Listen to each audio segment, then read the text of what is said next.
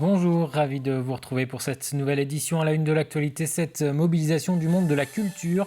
Un rassemblement s'est tenu hier à La Roche-sur-Yon pour demander la réouverture des lieux culturels fermés au public depuis la fin octobre.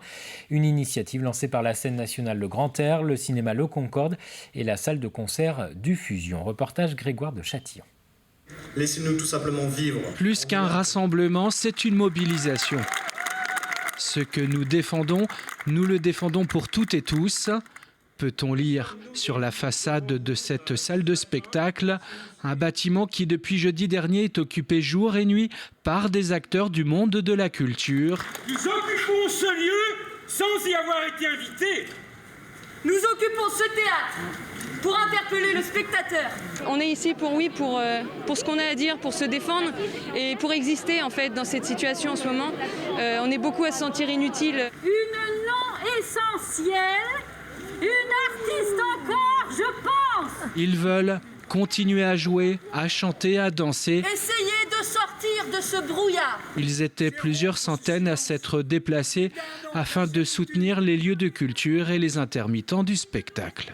On aime la culture, on aime l'art et on voudrait bien en faire partie aussi. On sait qu'un jour, c'est ce qu'on voudra faire. On montre qu'on est ici pour dire à l'État qu'il faut mettre en place les solutions qu'on est capable de proposer pour refaire revivre la culture en France. Du côté des structures culturelles, c'est plus que jamais l'incompréhension. Nous sommes des structures de service public, mais nous sommes le seul service public empêché d'exercer nos missions. Et surtout, on n'a toujours pas de vue, pas de perspective. Et c'est ce qui nous inquiète beaucoup. C'est-à-dire qu'à un moment, on a besoin de reprendre les discussions, de mettre des choses en place, de préparer cette réouverture.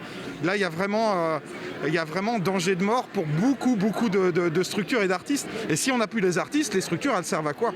Je pense que c'est une cause qui rassemble beaucoup de personnes et avant tout des spectateurs et des citoyens qui sont en souffrance par manque d'accès à la culture.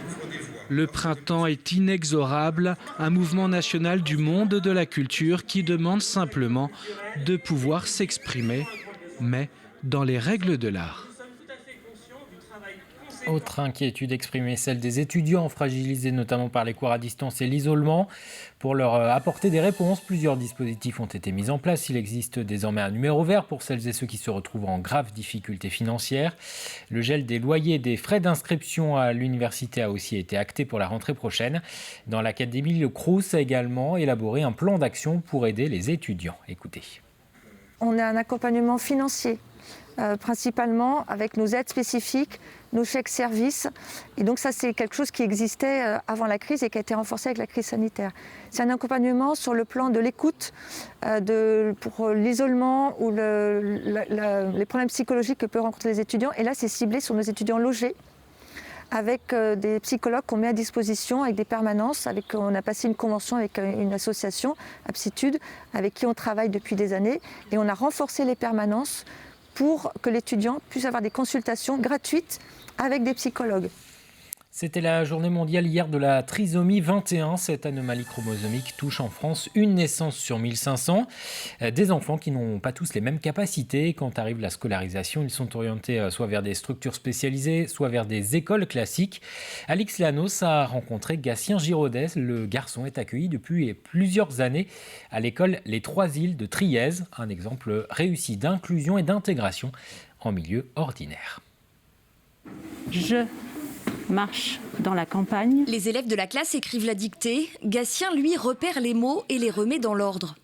Chaque jour, sa maîtresse adapte les apprentissages pour que le petit garçon porteur d'une trisomie 21 puisse suivre dans cette classe de CE1, CE2. Il y a besoin de beaucoup d'organisation. Donc j'y ai passé tout l'été à trouver vraiment les outils et comment on allait procéder avec Gatien au quotidien. Et ça fonctionne très très bien. Gatien est accompagné tous les jours par Nadine, son AESH.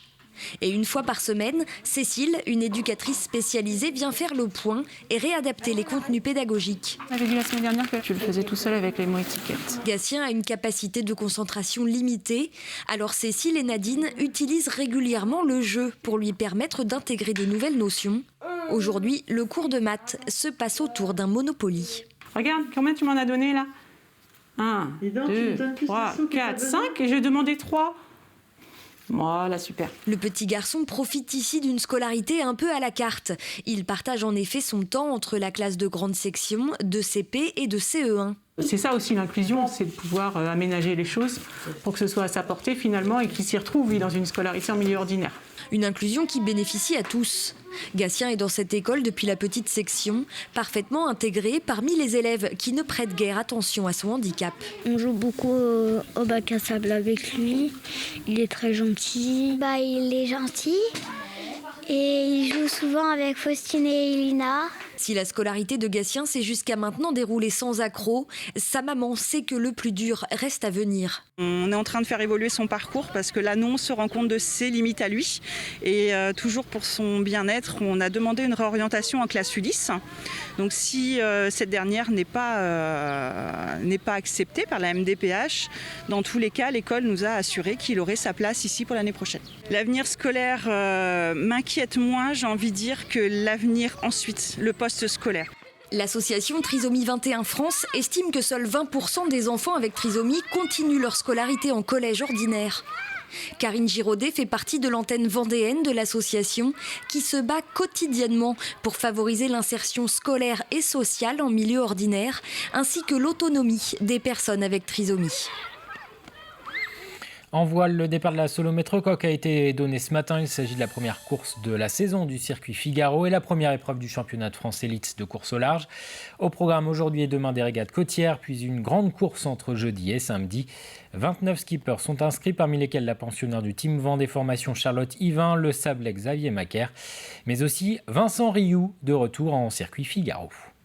C'est une envie que j'avais depuis longtemps. J'avais failli le faire en Figaro 2, mais à chaque fois l'agenda s'était pas bien mis. Donc voilà, j'en profite là cette année où j'ai un peu plus de temps et puis il faut que je me dépêche parce que la roue tourne et qu'il faut essayer de rien regretter. Et j'avais cette envie depuis de nombreuses années. Pour l'instant, je me suis pas trop fixé d'objectif de résultat parce que je me suis encore jamais confrontée à ces concurrents à ce niveau-là et voilà. Le format, je ne le connais pas trop bien, donc mes objectifs principaux, ça va être de me faire plaisir, de bien préparer les choses. C'est la fin de cette édition, merci de votre attention. Je vous donne rendez-vous à 18h pour un nouveau journal.